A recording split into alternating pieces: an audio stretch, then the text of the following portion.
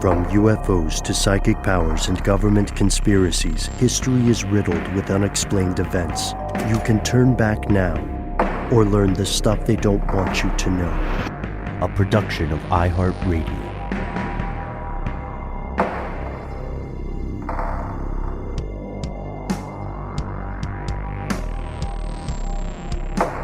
Hello, welcome back to the show. My name is Matt. My name is Noel. They call me Ben. We're joined, as always, with our super producer, Paul Mission Control Decant. Most importantly, you are here, and that makes this stuff they don't want you to know.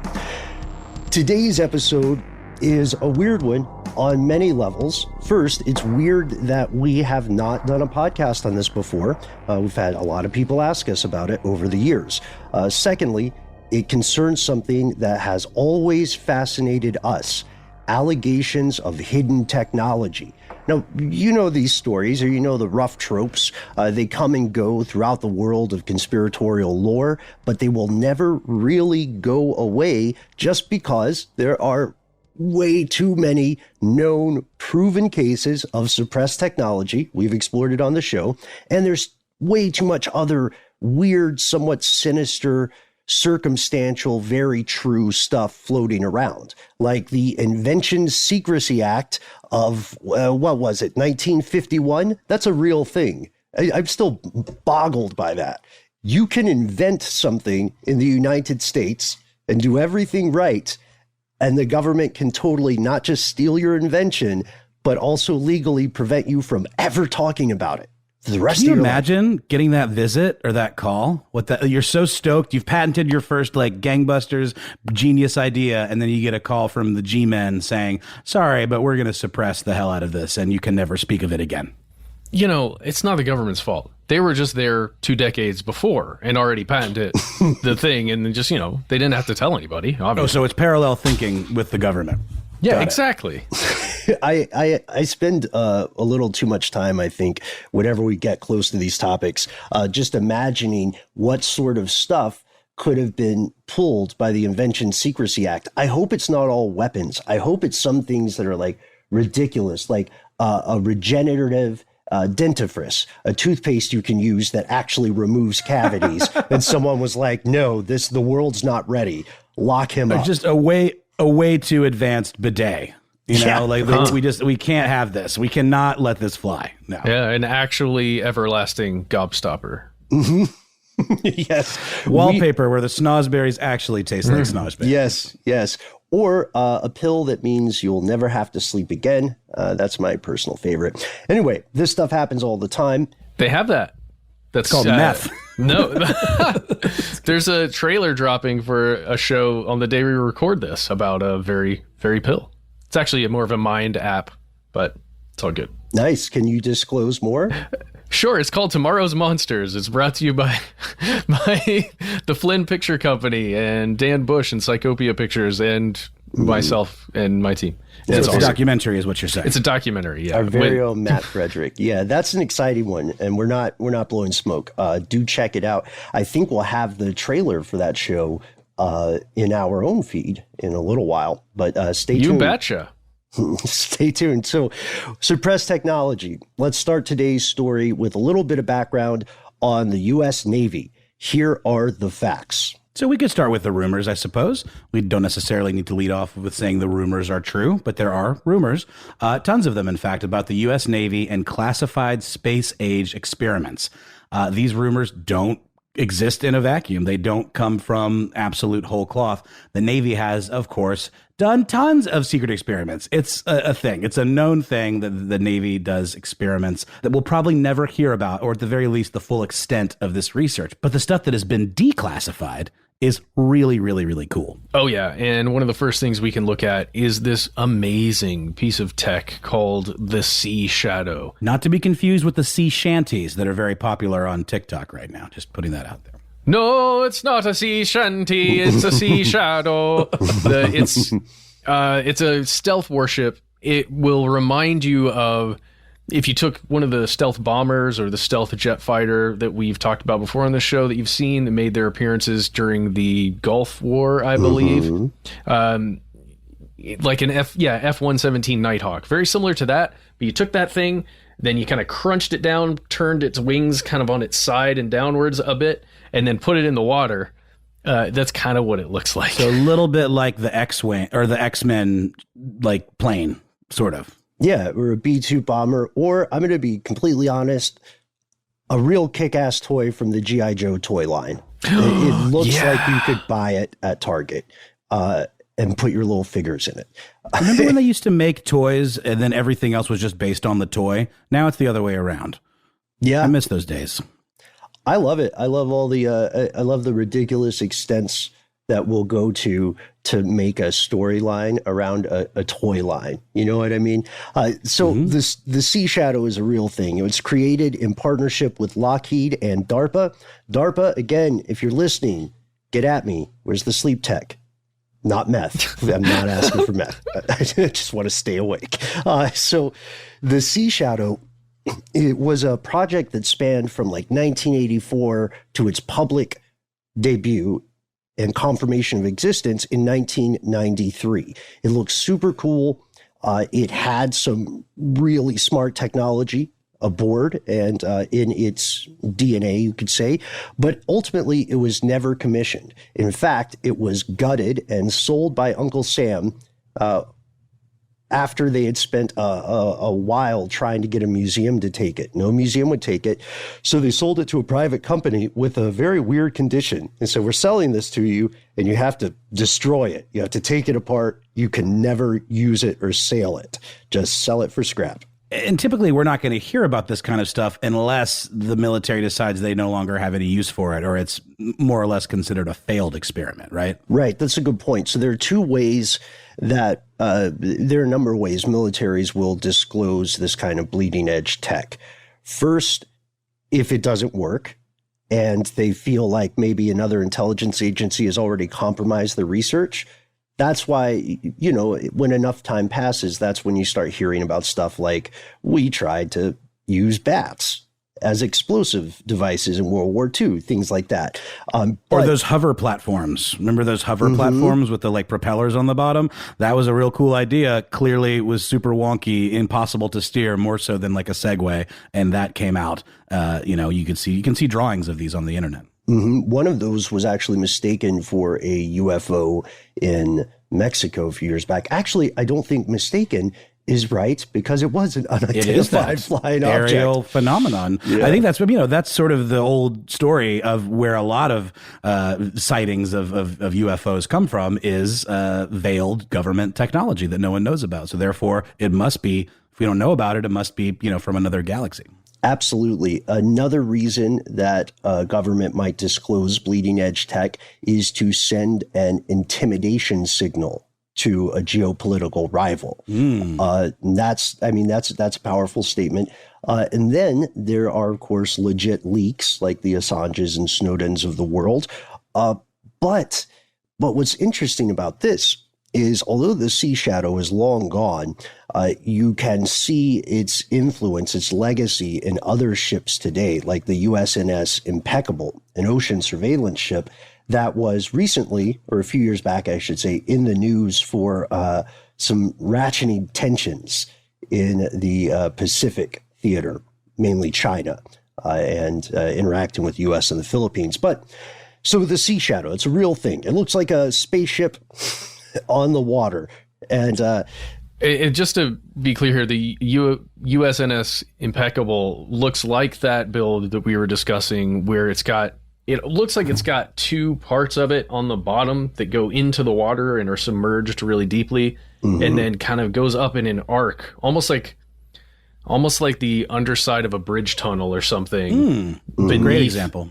Yeah, beneath the ship, so that other things can go in there. I guess. Pretty cool. I want one. I want to live on one. But so the Navy also did other wild stuff back in the day, just to show you how long ago this process was. So Sea Shadow, comparatively recent, but the Navy also experimented with airborne aircraft carriers. This is something we covered in an old episode of Car Stuff. For a while, this idea is going to sound crazy, and it's going to sound like It's a conversation that a bunch of coked up 80s movie producers would have. But here's what happened. They said, blimps are cool. We like airships. Let's build airships that we can put tiny planes in. And then we can have these tiny planes fly out of the airships. And then guys, we're gonna put the planes back in the blimps. Bro, I love that idea, and I love you so much. Guys, this is the best karaoke night ever. Blimps. But yeah, they did. The USS Akron, the USS Macon, they were lighter than air craft, and they were huge. They were 800 feet long. They had built-in hangars, and they could take these tiny, tiny planes and deploy them. And then the pilots could, in theory, and they did this successfully a few times, they could also return to the airship, dock, and be taken back up into the blimp. But it's like anybody with anxiety, your heart will already start racing when you hear about how they connected back. They had to like fly up under the airship at this match its speed, and they had a little hook on this tiny plane, and they had to kind of like at a carnival game or an arcade game, they had to kind of like position the hook onto this bar that was just hanging down from the blimp. They had to hope it connected and then have perfect timing so that they didn't destroy the whole house of airborne cards. No surprise. Eventually, Uncle Sam decided this was kind of a wild, unreliable idea for a number of reasons. And we know the Navy also experiments with armament, right? I remember. Well, wait. Yeah. We can't leave USS Akron yet because we know it exploded, right? Yes. Yeah. Let's not bury the lead. Yeah, for sure. It straight up Mistakes were made. exploded. Yeah. Yeah, I think it didn't fly for very long, but in 1933, that's when its final flight occurred, at least the Akron version that we spoke of. Mm-hmm. It had a number of accidents, yeah, but we're work in progress. So we also know the Navy experiments extensively with new types of armament, mortar shells and so on. Probably one of the coolest things to hit the public sphere is the railgun, which has been fascinating us for a number of years. Shout out to the railgun crews, because that stuff is supposed to be ready in 2021 to 2025. Was that Quake? Yes. I think it was Quake. Yes. I was like, am I crazy? Like, I thought that was a weapon in Doom or Quake. Pretty sure it's Quake. But this is not a handheld device. This is like a massive ordnance cannon. Yeah. Correct. Yeah. It's not something you can carry around with you yet in a handheld version. We don't know. We don't know what they're up to. Yeah, okay, let's put it that way. It's not something we can carry around yet in a handheld version. And the Navy has done tons of other stuff. The drawing board is filled with mistakes and triumphs. Of course, Matt, I thought of you specifically with this one. It's maybe a story for another day, but there's a lot of research into unmanned maritime vehicles. Like Lockheed is building those prototypes now. Like sea drones? Mm-hmm. Yeah. Oh, yeah. Yeah. Cool. Of course they are. Oh, man. I just haven't seen it. I haven't looked into it, but yeah, find me in a week and I'll be very, very into this. I always picture, what was that film? I always picture the guys from Step Brothers looking at an unmanned ship of this sort and saying like, wow, once you take the people out, there's so much room for activities. Yeah, I suppose, but isn't the idea the same way that like laptops now don't have disk drives in them anymore? Aren't they trying to make the smallest possible package? I guess when you say activities, we're like using that as a stand-in for features and like tech and weaponry, right? Mm-hmm. Yep. Fuel, more communications equipment. You also don't have to worry so much about various safety mechanisms you would put in to keep the meat bags going safely port to port. It's almost as though people are going to one day become an afterthought in all of this stuff. Maybe. But we are giving you these examples. Again, these very real examples to establish this fact. Yes, The U.S. military constantly engages in classified research, experimentation, and design, and so on and so on and so on. A ton of it ends up never working, but it's also safe to assume, I would say it's crucial to assume, that all competent world-class militaries are doing the same thing. The U.S. is not alone in this regard. It's not a matter of like we're beyond good and evil. These are just the rules of the road for these organizations. But in the case of the U.S. Navy specifically, there is one project, gentlemen, one rumor of a test that has obsessed thousands of people for decades. That's our episode today. What is the Philadelphia experiment? We'll tell you about it in just a moment.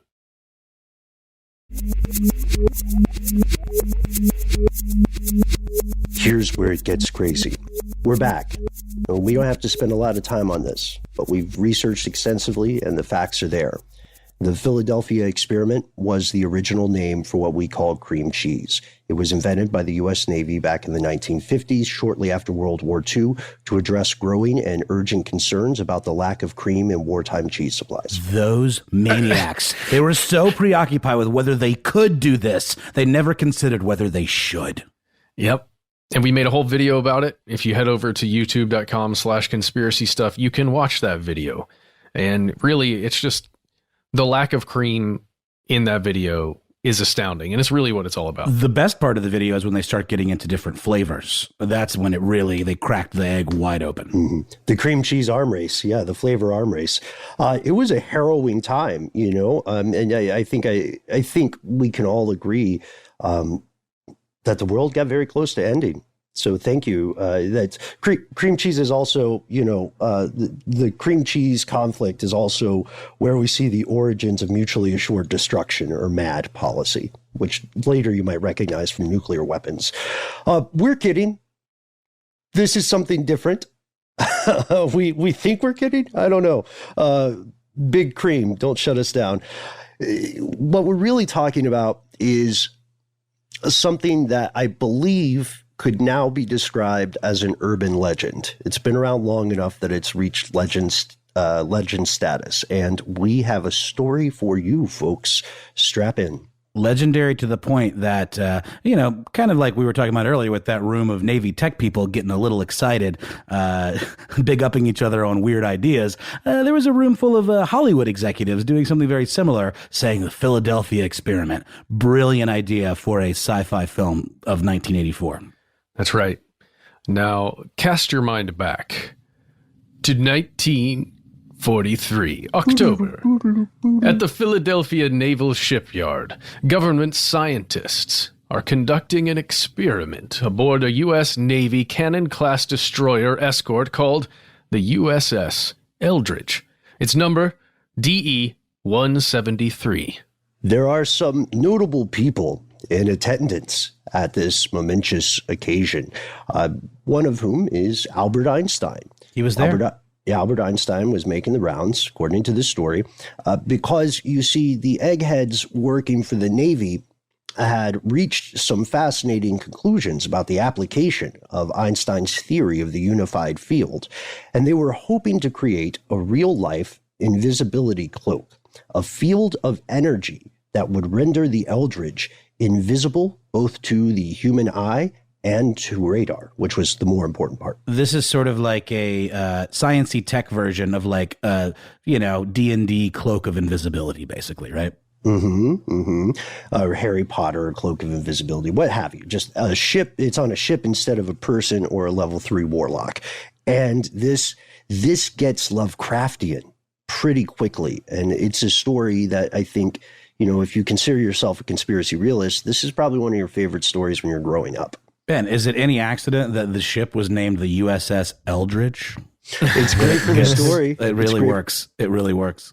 And this is a real ship, by the way. We'll get into this too. That part is true. It's spelled differently. It's spelled ELDRIDGE. Yes, good point. So, according to this story, this experiment is unusual in comparison to other declassified experiments because it is witnessed by hundreds, possibly thousands of sailors who are at the port or who are on other nearby ships. The testing was a series of events, and it began, as Matt said, in the summer of 43. At first, it seemed successful to a limited extent. One test allegedly resulted in the Eldridge becoming kind of translucent, somewhat obscured, almost invisible. And then some witnesses reported a, quote, greenish fog, or later described as a green glow, appearing in place of where the ship used to be. Crew members allegedly complained of severe nausea, and then disaster struck. And just, while we're here, if any of that is true, it sounds like nuclear stuff to me. A greenish fog, glow. you say? Yeah. People are getting dosed by radiation and feeling a little sick. That's what it sounds like. It also reminds me a lot of when David Copperfield made the Statue of Liberty disappear on live television, minus the radiation and the greenish glow. Apparently, he just pulled a giant curtain up and then dropped it. But that was a big deal at the time. I vaguely remember that. Yeah. I always wondered how he did that. And also, unrelated, I always wonder how people get into those sorts of gigs, just from a infrastructure, equipment, materials. Practice. Same way you get to Carnegie Hall, You start with a spoon and you end up with the Statue of Liberty. You just pick a real specific niche and just go with it. Lean into it hard. I'm a magician, but I only disappear statues. Yes, that's my power. Guys, I'm being serious here. I mean, think about the fog even. What could that be? Oh, I don't know. Someone trying to figure out how to make a piece of uranium go into water and then, I don't know, use the steam that's coming off of it to make some experiment happen, but they don't understand exactly what's happening yet with all that steam. And we know now from what was soon to follow, radioactive energy creation is all about steam. And we know that the water and all of that stuff that is used to generate radioactive energy is absolutely toxic. Yes, but we're not saying that that's what was happening here. This is Matt's little silly pet theory. And this has been Matt's Silly Pet Theory Corner. I think it's neither little nor silly. There's other couple possibilities. It is a corner, though. Can we at least agree on that? I think it's a corner. Sure. Yeah, Okay, cool. Yeah, we're in your corner. In multiple levels. So one of the things that could have happened is if there were some sort of energy field or distortion that affected perception, the Eldridge probably had lights on it, right? So those lights may have been somehow distorted, producing what appeared to be a greenish glow. Anyhow, they said disaster struck. We'll get into the details of the legend, but here's the general gist of what happened. The crew had severe side effects. Some died. These side effects were much more than just an upset stomach. Some were allegedly found materialized part way into the hull of the ship, fused into it, like phasing that went wrong. I'm sorry, Ben. I can't get over every time you say the Eldritch. I'm just picturing Cthulhu-esque hulking monsters coming out of the sea. Wait for it. Yeah. And also, I perhaps unfairly primed us by immediately saying Lovecraftian. Oh, no, it was completely fair. So, It's okay. Well, the other thing is, just so everybody understands, phasing, just so we're all on the same page here, phasing is when you have a creature on the board and they're in play for turn one, basically, let's say, and then it comes to your turn again after your opponent has played, and then they would phase out. So you'd flip them over. Then on your next turn, they would phase back in. So you'd flip it back over and they could attack and block and things like that. which is based on the Philadelphia experiment. Yeah. And so, and also, of course, for any fans of comics, we know that is the primary power of Kitty Pryde, and is one of the many powers of Vision, who is a synthezoid. What was Kitty Pryde's actual superhero name? Was that it? Shadowcat. Shadowcat. Thank you. Just making sure.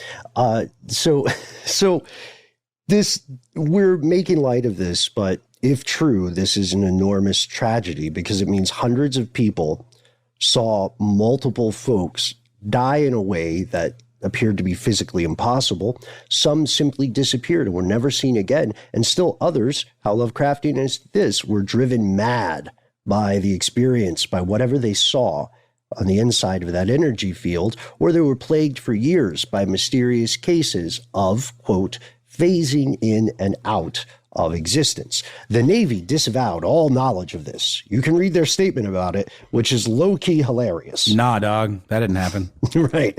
But since the mid-50s, not 1943, since about the mid-50s, the story grew legs in the public sphere. More and more authors came forward claiming to have either second or firsthand knowledge of the event. And at times, their various different stories about what happened in 1943 contradict one another in numerous ways. Yeah, in 1956 is when a ufologist by the name of Morris Jessup got letters from a person identifying himself as Carlos Miguel Allende or Carl M. Allen. And let's just really quickly remind everyone that this was about 12 years after the experiment allegedly took place. Oh, man, these letters.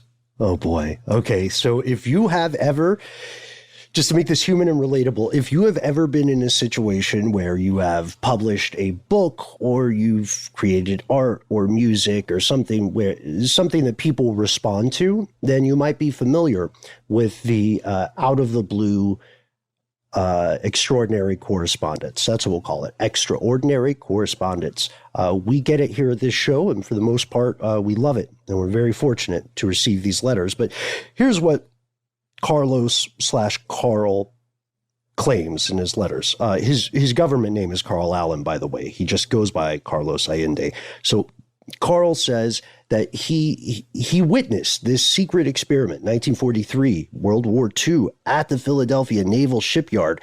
He was not on the Eldridge, he says. He was on a nearby ship, the Furoseth, and he was watching the Eldridge, and he had learned through this experience and through his own later investigations that the ship didn't just disappear, it didn't just become invisible for a little bit, but it got teleported to New York in a way that was physically impossible given what we understand about ship propulsion at the time. And then it got teleported to another dimension wherein the crew encountered sentient non-human life. Then it got teleported through time. This is a dangerous journey. And that's what led to the deaths of several men. And Carlos/Carl is the one who claimed, they saw the greenish glow. People were fused to the ship. He also said he saw a survivor of the Eldridge later in a bar. And as he watched the man vanished from existence. Ooh. And really quickly, I'm certain that these accounts are the inspiration for the 1984 sci-fi film, The Philadelphia Experiment, where some sailors who were on board when this experiment took place get teleported to the Nevada desert, and then things get weird. Mm-hmm. And Carl was, it's important to say, Carl, as we'll learn, was a guy who was a fan of sending letters. But it made sense for him to reach out to this guy, Jessup, because Jessup had just published a book called The Case for the UFO. It's kind of like a primer and speculation, examining UFO phenomena in general, and then speculating on things like what their propulsion system could be. Like, how could they be so nimble? Defy physics, basically? Right, right, yeah, just so. Eventually, Carl would end up sending Jessup more than 50 letters. And Jessup at first, so here's the thing. You might think, okay, Jessup just automatically dismisses this guy out of hand because he makes some crazy claims. He also, by the way, I can't remember if we mentioned this, he also, by the way, told Jessup in the course of these letters that he had personally spent several weeks with Albert Einstein, and Albert Einstein was explaining in person the truth about the unified field and various other bleeding edge of physics kind of subjects. God, it sucks, because how cool would that be? I mean, it sounds amazing, but everyone out there listening, we've encountered stories like this before where you have to remain skeptical enough, right? Mm-hmm. And we're all doing that right now. It doesn't mean we completely disbelieve, all of us at least, but it does mean that we're venturing into some choppy waters here. Right. Well said. Yeah. Jessup is taking the same tack initially. He says, okay, I'm going to try to seriously investigate these claims, these ideas in good faith. But he becomes frustrated because this Carl guy, this person he knows only through letters, seems unable to or unwilling to produce physical evidence. Eventually, Jessup dismisses all these missives as the work of a crackpot or someone who is having some cognitive stability issues, and he goes about his day. That was in, 1955, 56. Mm-hmm. He's fine. He's like, okay, well, that was weird. But then, 1957, he gets another weird piece of correspondence. Yeah, not from a UFO guy, crackpot, like from the Office of Naval Research in Washington, D.C. They reach out to him, and they're a little bit annoyed. They'd gotten a package containing a paperback version of the case for the UFO. It was in a manila envelope marked Happy Easter. Oh. And the book had been marked up extensively. Oh, yes. It reminds me of something, honestly, my grandfather would do. There were 3 different shades of pink that had been just all written, scribbled throughout there, and it appeared to show correspondence between 3 individual people, one of whom is named Jemmy. That's Jemi, and the O and R labeled the other 2 as simply Mr. A and Mr. B. You got to call them something. You know what I mean? Let's not complicate it. I'm sure they had a whole list of names, and they're like Lancelot, Galahad, Mansa Musa, and someone else said, "Okay, dude, calm down. We'll start at A."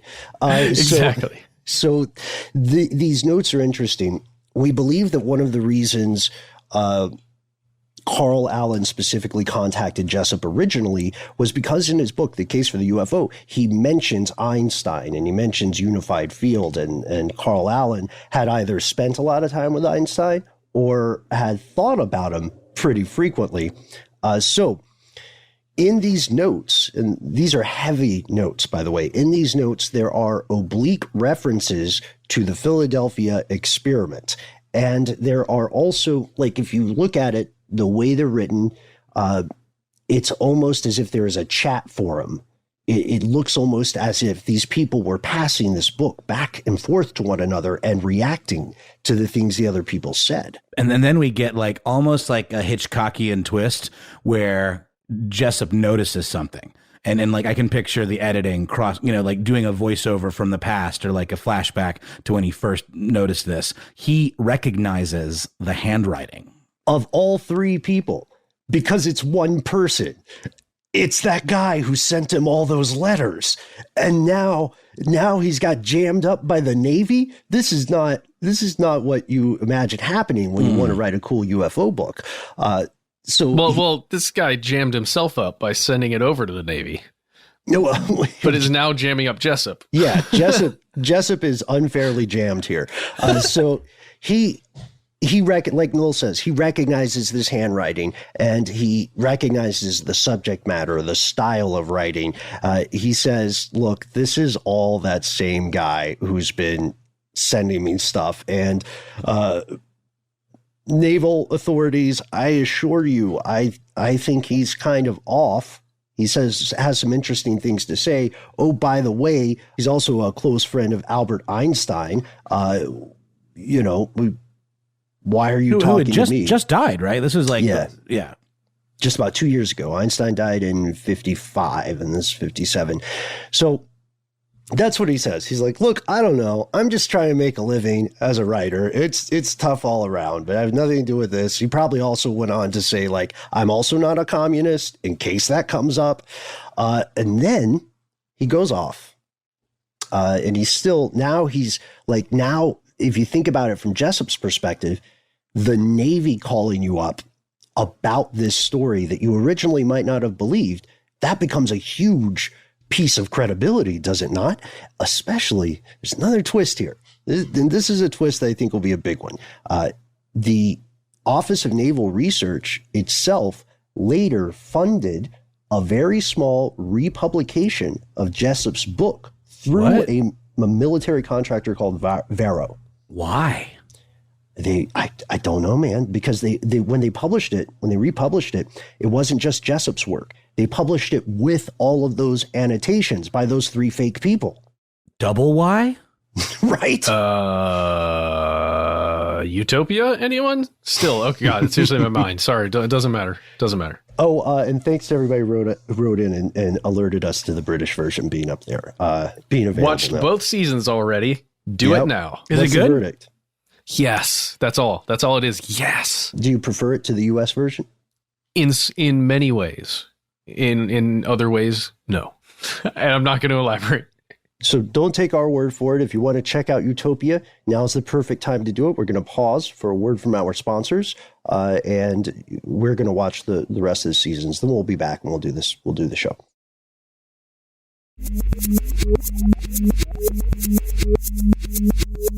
And we're back. This is one heck of a tale so far. This is, I mean, step to the left, rhyme of the ancient mariner. We have a new legend of the sea. So let's dive further into these claims.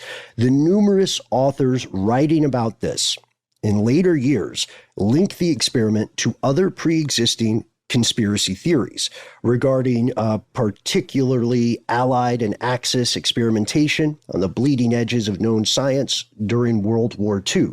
And the thing about that stuff is, as crazy as it sounds, there is a little bit of sand to some of those World War II conspiracy theories. Shout out to the Horton HO, right? That might have changed the war. And we really lucked out.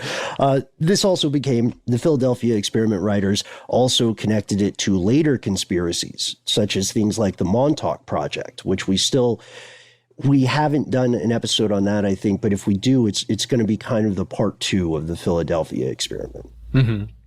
And we see something happening here with the story of the Philadelphia experiment that we're seeing a lot more of in modern times, actually, extremely recent times, where some of the authors who were writing about it are willing to make leaps in logic and almost just assume that certain stories are real and then find connective tissue between those two stories in some, small way, as Ben was saying, like to the Montauk Project. But it seems as though a lot of the authors writing about it were just willing to do that. And then it becomes a thing where the lore builds up over time, where more and more people are stating kind of the same thing that hasn't been proven, but enough people are saying it that it feels true.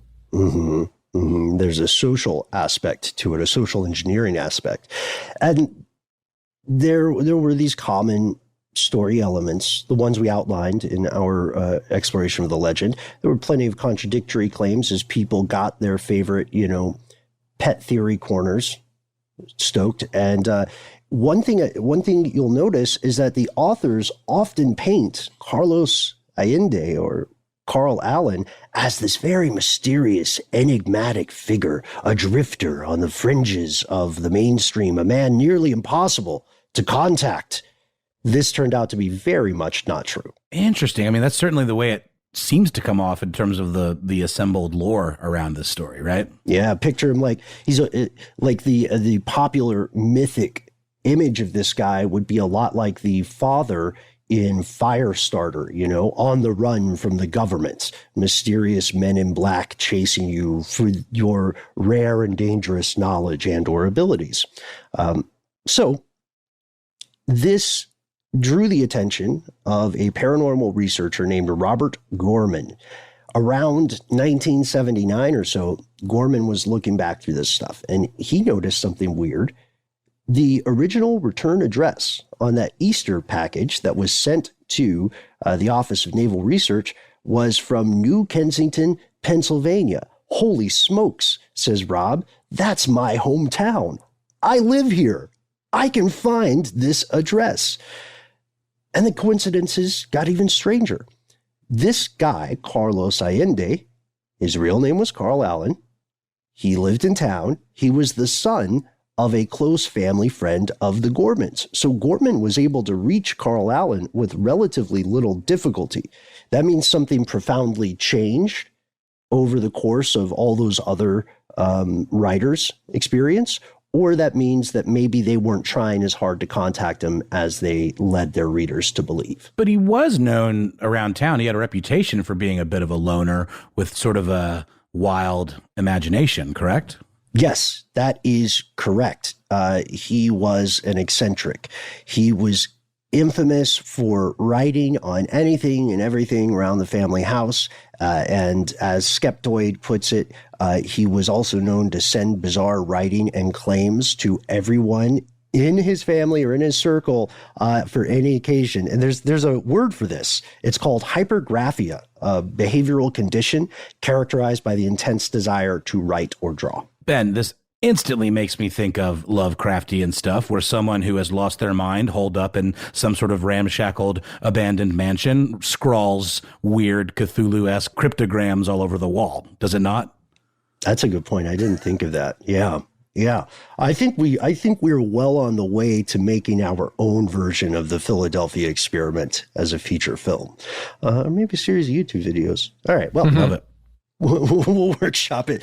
So, look, Gorman, he's tracking Carl down, but at the same time, he's looking into the facts surrounding the USS Eldridge. And really, what he was finding appeared to illustrate a very different picture than what he was being given by old Carl. He found a lot of the stuff fully disproved the statements that Carl was making. And perhaps in another way, if you, listening, are fully convinced that this was a true story, that Carl knew the truth, and everyone else was keeping it quiet, it might lead you down the road of, oh, this is a full cover-up, and it was effective, it worked, and the lone person that knew the truth was seen as a crackpot. Typical for these sorts of tales, right? Yeah. The absence of evidence can be treated as evidence, you know, which is tough to get around. Gorman found the following. Based on U.S. naval records, the ship, the Eldridge, was nowhere near Philadelphia at the time this experiment was said to have occurred. Not only were they not there, but they had evidence, corroborated evidence, of the routine stuff they were doing and where they were at the time. They could fake all that if they wanted to. Just saying. Yes, yeah, that's true. That's true. We have to pursue both lines of thought here. It could be faked, right? You can change history. It's just a matter of changing records and eliminating witnesses. So he reaches out to people who would have been firsthand witnesses. Who was a crew member on the Eldridge in 43, he thinks, who was on board afterwards or even before, if I could find someone still alive. Every single person, crew member that he spoke to and was on board the ship there, none recalled anything about any such experiment. And Matt, this is where we have to say they could have been intimidated into silence. Exactly. They could have been intimidated, or maybe they lost consciousness. They don't actually remember it. And the horror stories are, of people who didn't make it. Anyway, we have to say that. We have to say it. It's the fair thing to acknowledge. And so, long story short, every claim that Gorman looked into, it appeared that the vast majority of them came from one source, Carl Allen, and the rest of it was rephrased or embellished afterwards. And additionally, all of these claims that he looked into seemed to be easily disproven by multiple other sources, which again would have to be compromised or faked for this to be real at this point. But there are other troubling facts. Let's go back to the bar. Carl Allen, remember, he says, I saw this guy, a survivor of those tragic events in 43. He was in a bar with me, and then poof, he just Kaiser Sosa'd, or Nightcrawler bamfed. He teleported, something. There's more news on that, though. Yeah, there were quite a few people that came forward claiming to be this person, and not just regular people, veterans of the Eldridge and the USS Angstrom, which was moored alongside the Eldridge in 1943. We have to note that these kinds of claims were made well after the Philadelphia experiment became the pop culture phenomenon that it is today. And in more than one case, it actually turned out that these guys were not really veterans at all. So it really kind of throws a wrench into the works here and doesn't necessarily fully debunk Carl Allen's initial story, because it seems like the people that are coming forward making these claims are also being a little dishonest themselves, right? Yeah, and it's a phenomenon that you see whenever a story gets a grip on the national consciousness. Like whenever there is a suspected or acknowledged serial killer operating in a city, often law enforcement gets inundated with calls from people who are, for one reason or another, either falsely claiming to be the killer, falsely claiming to know who it is, et cetera, et cetera. And some of these folks are pranksters. Some of these folks are maybe a little more detached from reality. But there's another huge badger in the bag here. It's the one we have to keep going back to. It's the missing piece of the puzzle. Why on earth did the Office of Naval Research call Jessup in the first place? Why did they go to him and not just toss this in the rubbish bin? There are a couple of possibilities. Two, I would say, are pretty mundane. And one, I would say, is, that's what I would say. It's, yeah. I'm shaking my finger. I'll go with you down this route. So I would say the first one is that whatever individuals from that office that ended up making it to see Jessup were just doing it because they wanted to do it. They were interested. They got this weird correspondence and they're like, I kind of want to know more. I mean, I wonder if this guy's like annotating his own book and sending it to us. Let's go talk to him. This will be fun. Come on, Bill. Let's go. No, that's a really good point, because like the fact that it's a government agency, your mind immediately goes toward this as some sort of giant initiative. But these people have pretty unilateral abilities to pursue their own stuff, right? Mm-hmm. I mean, that's a really good point. I love the idea for this one. I love the idea of Jessup going to meet them. And they're like, actually, we're not meeting in the office. You just come meet me at this coffee shop over here. We're really just fans. We're really just, we're fans. just want to ask if you would sign this. Signing. We're thinking about doing a small run. Exactly. Would you be interested in optioning this? Because we're actually deciding we're going to pivot careers. We're going to be like producers now. A lot of people, have this stereotype of us as these uptight guys, but we like to kick back, fire a few rail guns, work on some alien tech, and pursue pictures. This is going to be big for us, Jessup, or should I say, Jemmy? Dun, dun. And then he's just like, I don't know what you're talking about. Is fire a few rails a euphemism for doing cocaine? I'm sorry. I'm just back to that again from earlier. Never mind. Railgun. Oh boy, that's another hidden history. So that's the first possibility, and it may be mundane, but it is totally possible. The second is that it could have literally just been these guys' job. It was I think it was a couple of people, it was a couple of officials. So maybe their remit was to follow up on any and all correspondence, no matter how weird it was, no matter how innocuous, no matter how unimportant it might seem. Like maybe they were treating this with the same kind of due diligence they would treat a letter from a 6-year-old about Santa Claus. Maybe they just had to reply to everything and investigate it if it merited further investigation. So they may not have had any personal interest. I could see that. Or what else could there be? Oh gosh. Okay, so what if they had to read this? They had to read the whole book, and there was something in those notes. There was something in those notes that was somehow similar to actual classified research Uncle Sam was conducting. Think about that. That's not as impossible as it sounds, because there are a ton of notes there. And depending on what they're talking about, if there's even one note that seems like a legit hint that someone outside of the company knows what the Navy's up to, bad times. Shivers. Yeah. No. And we have to be real about this. Even if, let's say, Carl Allende, his writing, his notes, his theories, all that stuff was complete bunk.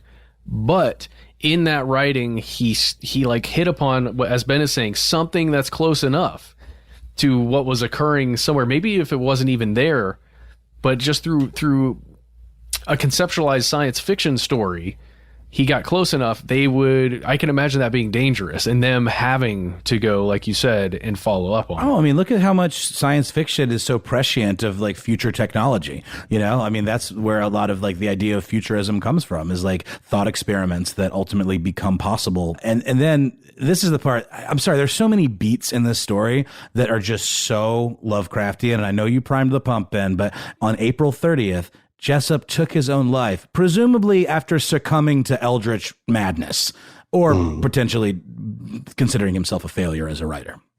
Yeah, this story haunted him, and he did die by his own hand just 2 years after that initial contact with the Navy. I have to say it. He died 2 years after this interaction with the ONR. There's potential for something to feel fishy there. No doubt. Doesn't mean that it is, but it definitely feels weird. Yeah, we have to put it in. Much, much later, the story continues. The 1984 film, The Philadelphia Experiment, is released. And in 1988, a man named Al Bielek sees the film, and it shakes some things loose in his head.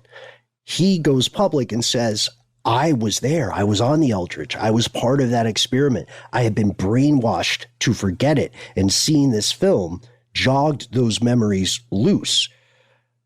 Interesting. Not the same thing as proof. Interesting. Carlos Allende, Carl Allen, lived until 1994. He would send letters to any number of people every so often about the Philadelphia experiment, further exploring the story and the legend.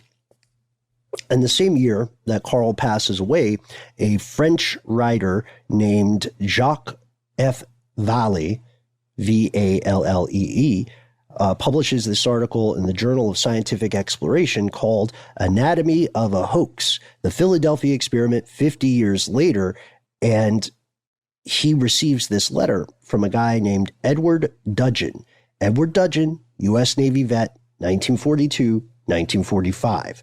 He has a story that relates to the Eldridge. Kind of similarly to one of the other stories we heard earlier, as someone being on board a near ship. That's the one that Carlos Allende initially put forward. He was on this other ship. He observed some of this and then went down the rabbit hole. Well, this person, Edward Dudgeon, says that he served aboard the Engstrom, the USS Engstrom. It was dry docked in the Philadelphia Naval Yard. If the Philadelphia experiment is to be true, that's also where the Eldritch was. And he is saying that both ships, while they were there and docked and preparing to operate, had some kind of classified tech on board. But according to his story, he wasn't saying that this was some kind of invisibility experiment, like some kind of cloaking device, nor some kind of teleportation device or something designed by extraterrestrials.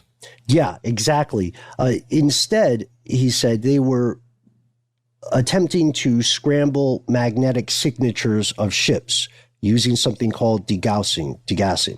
This is a way of counteracting a ship's magnetic field to establish a condition making the ship seem invisible to certain devices. To radar and things like that, not to the eye. Right. To protect it from magnetic torpedoes, for instance. But you'll still see the ship if you're in line of sight. So what he says is they wrapped the ship with large cables and zapped it with high voltage charges. So the ship, again, it wouldn't be invisible to, quick clarification, would not be invisible to line of sight witnesses. It wouldn't be invisible to radar, but it would appear to be invisible to magnetic torpedoes, the kinds that were used by U-boats. Interesting. So what about the green glow? That was such an interesting feature of the early reports of this experiment. So Dudgeon says it's either St. Elmo's fire or an electric storm, but St. Elmo's fire is kind of weird. It's a glow that occasionally appears around pointy objects during storms. But from what I understand, that glow is supposed to be blue in color, not green. Yeah. Again, if the original account is true whatsoever. Yes, good right? point. Because the green glow is just a part of the story, the lore there. And then, this person is coming forward saying, well, I was actually there, and yeah, there was tech, and it was for this. So that's really all he's confirming. Yeah. He has an interesting explanation about that apparently impossible time that the Eldridge allegedly took to go to Norfolk and then return to Philadelphia.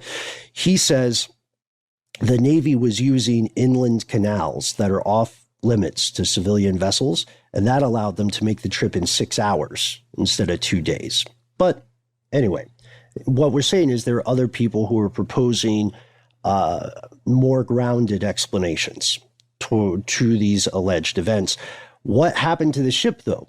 We've been pretty clear. The ship is real.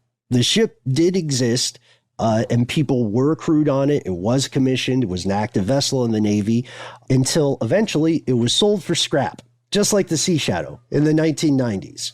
Doesn't that seem weird, though? I guess. Yep. Yes, what? It does.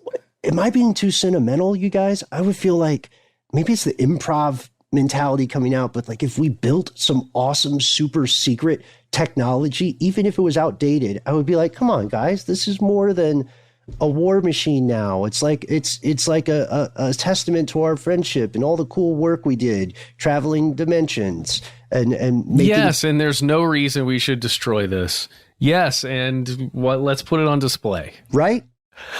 I do have to point out really quickly, my dear friend, who I believe both of you have met, Peyton Fisher of Brooklyn, New York, he pointed out that the Wikipedia intro for the Philadelphia experiment, he describes it as stinging. He says, I love the stinging Wikipedia intro. Quote, the alleged claims do not conform to known physical laws. Yeah. Ouch. Yeah. There you go. Burn. It's true. Hey. It's true. I was gonna say sometimes they don't, guys. No, And sometimes when it gets exciting. agreed. Well, I think there's also there's a real cool thing you can do on Wikipedia, especially if you're looking at a subject you feel is controversial.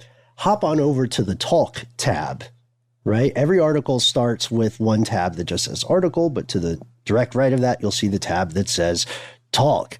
And if you get into the right thing, you will find these amazing arguments by very dedicated people. Oddly enough, you would think the geopolitical stuff would have more involved, acrimonious kind of exchanges, but the fan fiction things are where you see people packing a lot of rhetorical heat. But yeah, you're right, stinging accusation, and the ship is gone. It was scrapped in the 1990s. As of this recording, if you check with the Office of Naval Research today, they will tell you they have never conducted experiments on invisibility, and that this sort of technology remains squarely in the realm of science fiction. However, this is not entirely true. Something like invisibility tech is currently being researched by various outfits around the planet. We just don't know of anything good enough to do what Carl Allen claimed Uncle Sam did back in the 40s. But Google quantum stealth invisibility. It's a cool read. Or the kind of weird, like functional painty version of invisibility called dazzle camouflage, where ships were painted with these like weird angular stripes that supposedly made them harder to see on the horizon line. Yeah, that was cool too. Do check that out. And as we get to the end of the show, we know there is one huge piece of the puzzle. It's a piece we cannot ignore. It's one that's Definitely doubtlessly been on all of our minds for most of this episode. It's the real question: where the hell does Philadelphia cream cheese actually come from? It is not Philadelphia. What? It's not Philadelphia. We don't know. There may be consequences for us disclosing this on air. But cream cheese was invented in the 1870s by a guy in Chester, New York. Or he's the first to mass produce it, at least. His name's William Lawrence. Yeah, but Philadelphia, they're the ones that got really good at it and, figured out how to make it taste like strawberries, right? I'm not going to take that one from you, Noel. I'm going to let you have that. Okay, the funny thing is, this is just so unrelated to anything. He called it Philadelphia cream cheese because he thought it sounded classier and fancier, because at the time Philadelphia was well known for the quality of its dairy industry. Sure. But it's still something that Philly residents sort of hold on to as like a point of pride. Yeah, I think it only really checks out if he had a Southern accent, because Philadelphia, it really is lovely. So that's our show. Unfortunately, at this point, it does appear that the majority of the really out there claims linked to the Philadelphia experiment can be traced to a single man, Carl Allen. Additionally, the majority of his claims do not seem to hold up to scrutiny, and they can either be disproven or they just can't be corroborated. Mm-hmm. Yeah, and as we record today, multiple government agencies do continue classified research across a wide range of disciplines. Just last week, it was reported that the Navy has gone public about several of these classified patents. Yeah, it's true. And you can read about this right now. A great resource we found was on The Drive. They've got I guess it's kind of an imprint within whatever The Drive is, called The War Zone. And there's just some great articles coming out of there. Brett Tingley and Tyler Rogaway are two authors that we've been reading a ton off of that website lately. And you can even find, like, there are great helpful things here in these articles, like a Google patent search with specifically this Salvatore Paes guy on here. It's a key name that you can look up as you're doing your own research. You can see all of the actual patents for crazy stuff. Wow. I still want to see the patent for the e-meter that Mike Render told us about. Mm-hmm. There's something very interesting afoot here with these patents. That's why we shout out the Invention Secrecy Act of 51, which remains in effect today. Essentially, the folks that the journalists are talking to over at the War Zone have confirmed that the U.S. government spent more than $500,000 over 3 years specifically to test some theories that every other physicist says are pseudoscience. So what is the truth here? And when do we find out? And still, why was the ONR so interested in this story? We have no idea. What do you think? Please let us know. We try to be easy to find online. We're on Facebook. Go over to Here's Where It Gets Crazy to meet the best part of the show, your fellow listeners. You can also find us on Twitter and Instagram, not just as a show, but as individuals. That's right. If you would like, you can find me on Instagram, where I am at HowNowNoelBrown. Matt_Jimbe-Frederick _ The Bongo Boy, aka thecreamcornkid.org. Yep. So you can also find me at Ben Bolin HSW on Twitter. You can reach out to me directly at Ben Bolin on Instagram. I hate social media, you're saying, shaking your fist into the sky. But I have a story I need to tell you. We have good news for you, my friend. That's right. You can call 1-833-STDWYTK and leave a message at the sound of Ben's dulcet tones. That is correct. We very much look forward to hearing from you. We are a bit behind. Hey, we're catching up and we're getting there quickly. Please try and limit it to one message if you can, and keep it as brief as you can. Give us all that important information right up front. Hammer it home, and we will hopefully get you on the air on one of our listener mail episodes. Just let us know if you don't want us to play your voice or you don't want us to say your name on the air. One other thing here. We don't have much, if any, Wikipedia presence as a show. Oh, yeah. Guys. What's that about? Well, I think we have one mention on an old How Stuff Works entry with the How Stuff Works podcast. I'm just putting this out there. Hey, are you listening to this and a wiki editor? I don't know. Put something on there. We'd love to see even a silly entry. Now, I don't know. Am I incorrect to assume that a lot of Wikipedia entries are done by the parties involved themselves? I think that's true, or maybe a PR agency some people hire, but I don't feel like it's ethical. Well, we don't play that way, do we? No. And I'm surprised, Matt. I'm surprised you bring this up, because some doors don't close. So yeah, they better not close. For a situation. We're going to live forever on the wiki. But please, no stinging opening lines, if you would. And if none of that quite sends the ship of your mind hurtling through dimensions and time, there is one other way you can always contact us. Regardless of where you're at, what you think about the Philadelphia experiment, or every other little thing under and beyond the sun, that is our good old-fashioned email address where we are. Conspiracy@iHeartRadio.com.